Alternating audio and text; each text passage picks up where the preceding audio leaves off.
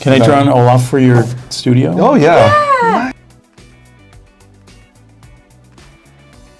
Is there any like easy tips, advices that you can give for people to create someone that's really easy to relate? In the industry, sometimes they call it save the cat, where they do something nice, where you go, that's a nice person. 欢迎来到八八人士，大家好，我是 John， 我是 Sherry。今天邀请一位特别来宾，他是有 Disney Sony 跟 Netflix 的角色创作与故事大师 Jeff。Hi Jeff， Welcome。Jeff 呢，他是有30多年经验的非常厉害的故事分镜的老师。他创作了很多角色，像是雪宝啊，然后还有《海洋奇缘》里面的迷你毛伊，都是他创造出来的，所以他非常厉害。今天我们特别邀请他来，然后访问他一些小问题。那我们开始吧。Hi everyone, I'm Olaf.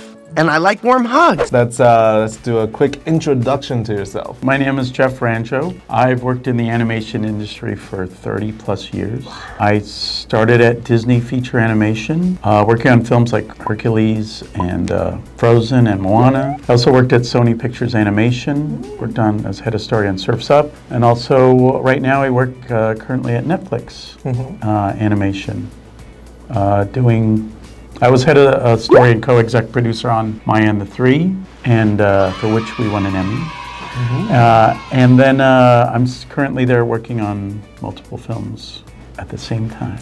I am Princess Maya, Tekka Eagle Warrior. As a story storyboard artist right now, but you know, I'm bouncing around a lot. So can you tell us like exactly what does a storyboard artist do? Storyboard artists, we draw.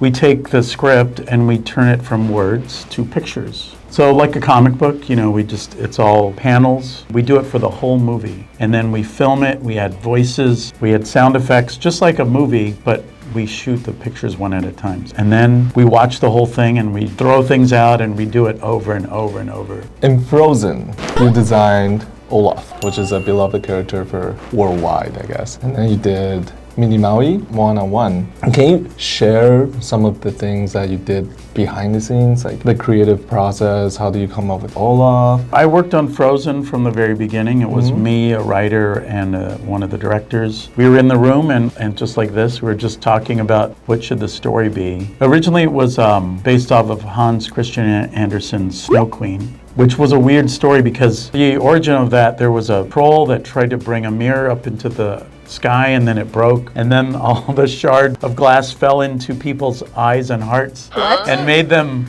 cruel. And so we saw this, we're like, this cannot be a Disney movie. There was a version where we still had Anna, and the Snow Queen was a woman who lived in the mountains, and she had her heart broken by somebody, and so she lived up in the mountains, and then Anna got her heart broken by Hans. This happened a long time ago. This is what started the movie. We had this backstory of her living in the mountains. We start with Anna, and the same thing happens to her, and she has her heart broken, so she wants to meet the Snow Queen to freeze her heart. She doesn't want to get hurt again by love. So we did that version. We storyboarded it. It didn't go well. And then also while we were doing this, Princess and the Frog came out, and that didn't do well, so they were like, I don't know, princesses and songs don't go together. So maybe you shouldn't do Snow Queen. So it got canceled. Doesn't it just make you want to cry? And originally it was going to be a 2D film. They said, don't do it, develop something else. 2 other films. And then Tangled came out, and they said, people love musicals and they love princesses. So now go back and do it. Now it's okay to do it. But then you should change the name to one word, just like Tangled. Oh. So Rapunzel became Tangled and Snow Queen became Frozen. So we did change it to Frozen, and then once we did that, you know, once the movie came out, it just kind of took over the whole identity of like the word Frozen. Now if you look up Frozen, it's just Disney's Frozen. Yeah. That's it. Yeah. Cold never bothered me anyway. So how did you go from Hans hurting Anna, going to, Anna and the Snow Queen should be sisters, and then the Snow Queen should have a little snowman with him? We thought, let's do something else, because it's always, you know, the princess and the prince falling in love. Let's break tradition, and maybe the love story is about the sisters, They're two sisters, Elsa and Anna. You know, Elsa has the powers and she can't control her powers. So how do we make that interesting? And we made it sort of a tragic, you know, sister story who, like, she feels like she has to leave. The cool thing about that story was, like, once we had that sister angle, when we were making it, the other guys, you know, it was all guys making a movie. But how do you get that angle about sisters, like sister to sister relationships? So we put out a memo to people who had sisters. We called it the Sister Summit, where we invited people into a room like this and we just had a discussion about, well, tell us stories about your sister and your relationships. Did you have how was your relationship to your sister? Was it contentious? Was it good? Did you fight with your sister? What did you do? You know, like, what did you love about your sister? What did you hate? So we gathered all that data and we put that into the movie. I love you. The thing that makes movies authentic is like actual research, actual people, you know, having relationships. And I think that's when you find the meat of the story. It becomes real. Yeah, it felt really real because I have an older sister. And I'm a sister. Yeah. She's an older sister. I have an older sister, and then she pushes me away. She kept on telling me to go away. So you're Anna. Yes, you're Anna, and I she's am Elsa. Anna. Right. Elsa. Yeah. I look at Anna. Elsa's like, go away. I'm like, oh, I know that. Go away, Anna. Okay, bye. In what stage does all these other characters come along, like the Kristoff, Olaf? It all comes together at the same time. Before we start the story, we dive into the culture. So we were looking into the Norway, Sweden, and we found that there were these indigenous people called the Sami. And they live off the land, they herd reindeer, they wear traditional clothing. Like, so if you see Kristoff, he's wearing the traditional clothing of the Sami. They prefer to live out in the snow and live off the land. And they have specific traditions and things like that. So we did that. You serious? And of course, you know, when you go into a place with snow, you need to have a snowman. One of the things, like, I was like, when we created Olaf, he was just a snowman, a regular snowman. Like, he didn't have specific features. Started drawing him more and more. The director was like, well, what if he had one tooth? And we're like, well, why would a snowman have teeth? Because they don't eat. As you develop the story along, all the characters evolve. They have bigger personalities. You want to create characters that either support or obstruct your main character. So they're all there for a reason. They're all there created to help the story along, especially for the main character. So the love story between Kristoff and Anna, let's not make them get married at the end, but there would be a spark of a relationship there. I love it! I could kiss you! Especially snowmen, you know, they're not super dependable. So you want to have other people that support them. And then so with the trolls, that was a part of the culture too, basically rocks that come to life. Myth was like sunlight turns them to stone. So like they're there and then they get turned to stone. They're just trying to put all the flavors of those countries into the story. I thought it was more like you get a script and then you start designing the characters from the script. But then it sounds like, no, you guys don't have a script. You're doing the story while designing the characters. Yeah.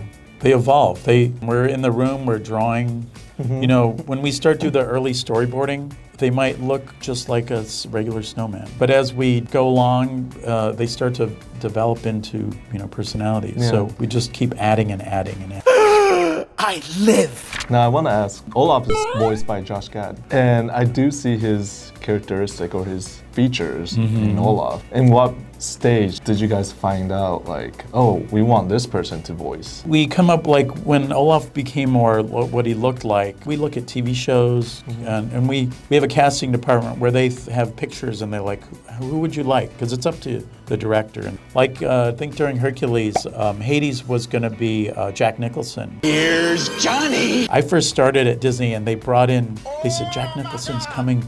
We're going to talk to him. My little cubicle was in front of the story room, and they're like, stay in your room, do not come out, because Jack Nicholson is coming. So I was there, and I had my door closed, and I was listening. They're like, he's a block away, he's coming. Oh, he's at the door, he's coming in. So we had to be quiet, and then they entertained him, they talked to him, and then eventually he declined it. And it's up to the actor to really, if they want to do it. So yeah, and then when they were designing Hades, it looked like Jack Nicholson. But then they changed it. When James Woods accepted it, his face changed and he got a little thinner. You know, I haven't been this choked up since I got a hunk of moussaka caught in my throat. For Olaf, when we do the storyboards, we do scratch voices, like temporary voice. I did all the Olaf scratch, and I'm not gonna do it. Don't ask me. What? We were interested in Josh Gad because there was a play called Book of Mormon. Yeah, so it was playing in New York. We flew to New York. We got to see the play, and Josh Gad was hilarious in it, and did a great job. And we're like, oh, he's perfect. That's kind of where we got to choose Josh Gad. Hi, I'm Olaf, and I like warm hugs. You built me. You remember that? So did Olaf's design change after you chose Josh Gad? Actually, I don't think so. I think No? it just came.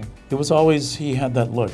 Did I get it wrong? Like Josh Gad becomes Olaf afterwards. Maybe, you know, he adds his own stuff to it. He owns the character. Once you get in there, you just start doing something, and it becomes the character. Hands down, this is the best day of my life. So when you're designing a character, did you plan like, oh, we're gonna make this character this way so people will love them? Like, how do you get audiences to love the character? I think it goes along in the story. Like sometimes you create a character, you love them, and then you give them something that might break your heart. Or just a moment, you want to give them a moment where they feel real. It's like if you think about it, why are we crying over Elsa and Anna hugging? They're just CG characters. But when you go along the journey with them and you feel this arc of emotion for both of them, and you bring them together and the music starts to swell and the lighting and the color, all of that comes together, you really feel something. And so like you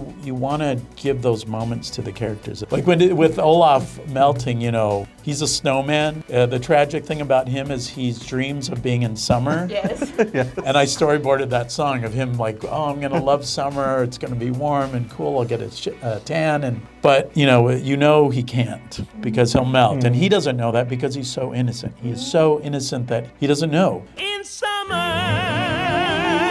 I'm gonna tell him. Don't you dare. And he does, then you're like, oh my gosh, he's dying, basically.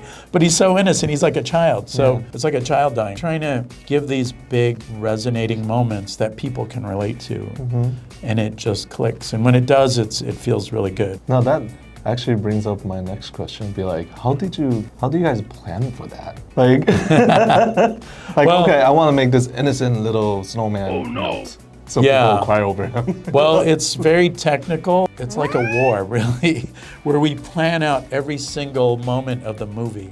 We put these cards up on a board, and it's like beginning, middle, and end, and then we start to fill it in with moments. So emotional moments are the guideposts. When you start with emotion, you start planting these guideposts and you start connecting them, then it feels like a real emotional journey that will tug you along, not by just the visuals, but by your heart. I think the best movies are when you're going on the journey with the character. So the audience feels what the character is feeling. You feel like Anna, you feel like Luke Skywalker. All these things are happening to the main character. And when you feel it and you're scared, you're triumphant, you're jumping for joy, those are the best movies. And if they feel organic, then that's the best. And you don't see something coming, that's the best too. Oh, Anna.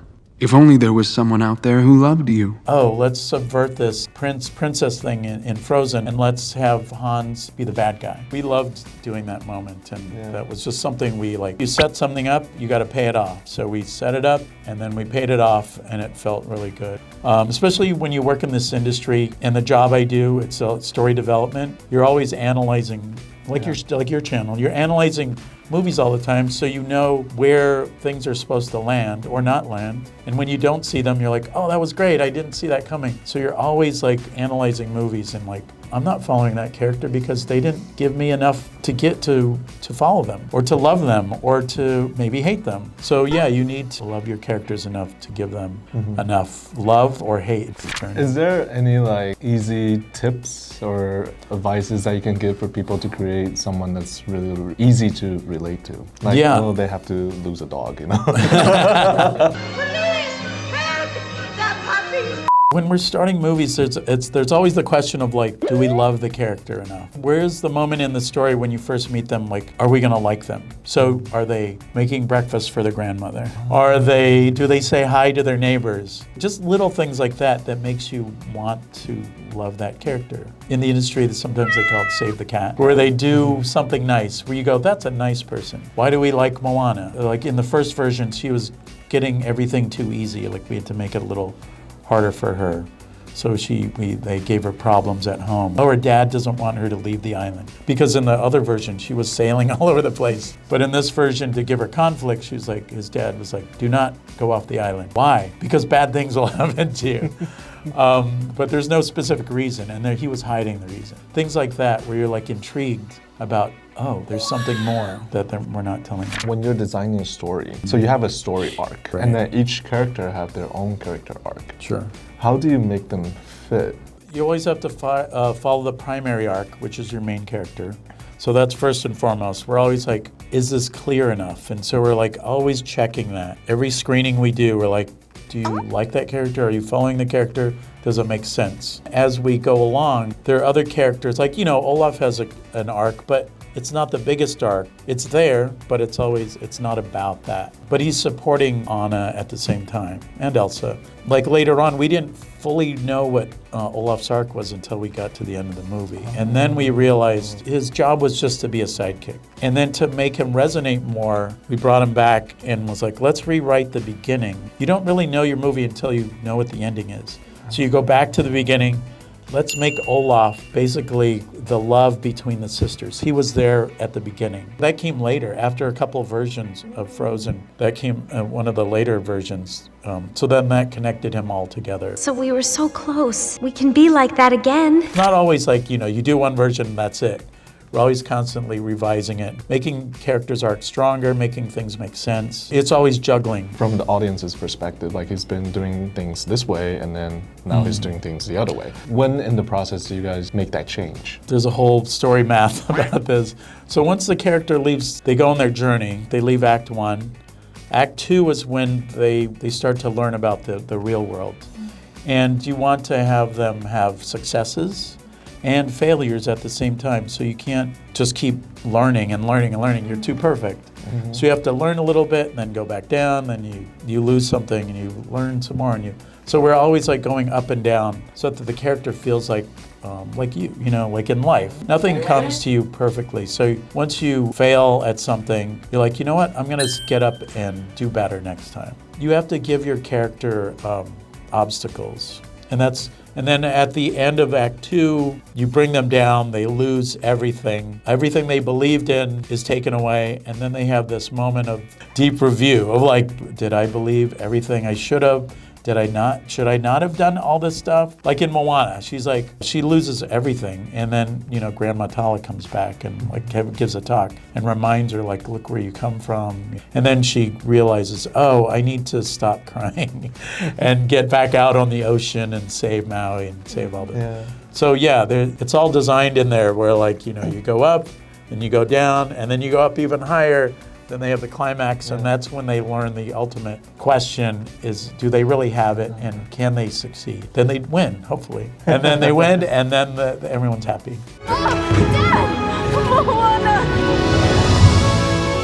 So they're not perfect. No, So never. They have flaws. And Of course, like, we're all human. We're not all perfect. And I think perfect is boring. And if you don't lose, then you don't learn anything. How do you pick these flaws, though? I mean, sometimes you base it off of yourself, or the writer or the director. Like, people will throw in ideas. As we're doing the story, we're always like, grab them from the air. So there's no like a flaw table that you guys just You spin a wheel and then it lands on like... Yeah. It's like, okay, clumsy. Yeah, she's clumsy. She loves to sing too much. Oh, you look so stupid. Now let's talk about what's really hot right now. Netflix's K-pop Demon Hunter. Oh. It's really popular in the US, right? When you look at it, are you satisfied or happy with the character arcs or character development, designs? The music, for one, is the thing that, like, you can't escape it. Yes. It's all over. They just won a platinum. They just got platinum. It's crazy. The Sasha Boy. It just drives the movie, and you follow those characters. It could have been a little stronger, but you know what? It's fine, and it came out and blew people away. So that's all you can ask for. Yeah, because when I look at the main character, I mean, I do have a feeling for her. Like emotionally, it's good. But then the villain, like the guy, I have no idea what his deal was. It's like you don't like the villain? No, the guy was the like love story. I mean, yeah, a little bit, but not really. That song. The song, yes. Sing it, sing it. He has a tragic backstory, sad life, but then I don't feel relatable. Like, there's no feeling for him. I'm just like, okay, he's handsome, okay. You have to relate to you're handsome. Come on, own it, own it. Thank you. They had the, taste of love, but then they didn't, hopefully, the second one. If they make a second one, they'll come back and they'll explain more, what happened. I think they kind of shared sort of a similar tragic backstory that they didn't get to fulfill, They were kids and then all this bad stuff happened, they made choices. Arumi is like her generational trauma is the thing that I think really being half demon, half human, owning up to that. Sort of like Frozen, when you own something, you embrace it, and she didn't have to hide anymore. And I think that relates to what my friends who are Korean agreed with, and maybe it's an Asian thing too, that you have to always put on the best look and you cannot be imperfect. And so everything has to be perfect and you're hiding all these flaws, and that's her flaws being a demon, and she always had to hide it.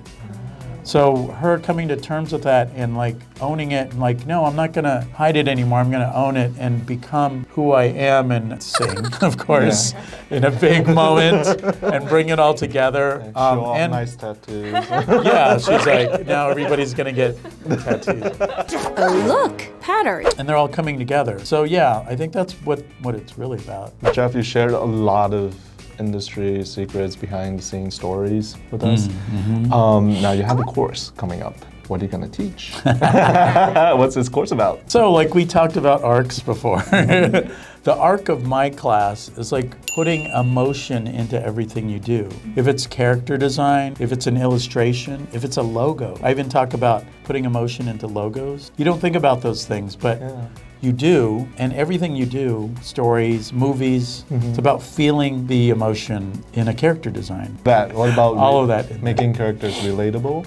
Yes, how to relate to characters. And I actually draw, I draw and I show from the beginning, from a blank piece of paper, and I'll sound like a crazy person. He's crazy. Loud while I'm drawing, but you hear the process of why. Because every line you put down, there's a reason. Every color you put down, there's a reason, and it's emotional. I also talk about how we build stories and build that emotional arc. I do a beat board. A beat board is a bunch of cards that show the story and the progression, acts 1, 2, 3, and where the characters go. And I actually walk through the whole story and show how it's constructed.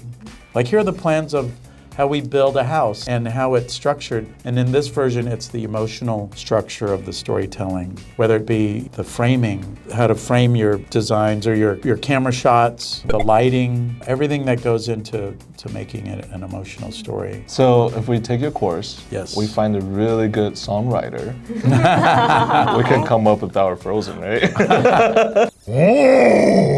I do talk about music in there and how music can be emotional too. I'm not singing, I'm not writing music, but I do analyze it, I do talk about it. 30 plus years. All in there. All in there, all of it. 因为 Jeff 老师他在有开线上课程嘛，然后这个线上课程呢，如果你不是设计相关的也没关系，是完全可以上的。因为你在上完之后呢，你可以在重复看电影啊、动画的时候，你会对他的故事跟角色会更有感觉，你会更了解他们背后的故事。用另外一个角度，然后去欣赏这个电影，还有这些角色的创造，因为你会知道说，原来他背后做这么细腻的东西。为什么要做成这样子？为什么还要做这个举动？其实今天这样听完，我会觉得，对我们之后看作品的时候，会更加的了解很多东西。对，以后我们的影片就会变了。你说以后都请 Jeff 老师过来对，帮我们分析。 I'm not going back. Thank you very much, Jeff, for coming to our show. Yeah, it's an honor. 谢谢。 Yeah. Oh, nice. 最后让我总结一下，如果你想要去上 Jeff 老师的课程的话呢，我们会把资讯栏跟折扣码都放在我们的资讯栏，然后还有置顶留言都可以去看看。有兴趣的话都可以去点一下。有招到优惠哦，不要错过。谢谢大家，喜欢我们88颜色朋友，记得订阅再分享，我们下次见，拜拜，拜拜。Jeff 老师要帮我们做一个比较夸张化的插画，就是画我跟 Sherry。 So usually when you do a caricature, you're trying to find the essence of the person. It's nice to talk to somebody to find out, and I already just talked to you guys. Yeah. When you talk to people, you try to see what sticks out to you. So I always try to pick the 3 top things. So usually if you have glasses, that'll stick out. But I'm going to start with John. Okay, here. sure. 应该会有很多胡子。 Yeah, you got a big brain. You do have a big head. You have a big, but your smile is big too. But you know what they say, if you have a big head, you're great for television. Really? Yeah, you were born for television. Wow. You have a face for television. Wow. Yeah.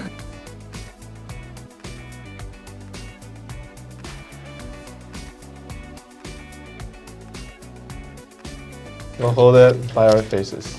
Okay. Thank you. Yay! Can I draw an Olaf for your studio? Oh yeah. Nice. I'll show you how fast.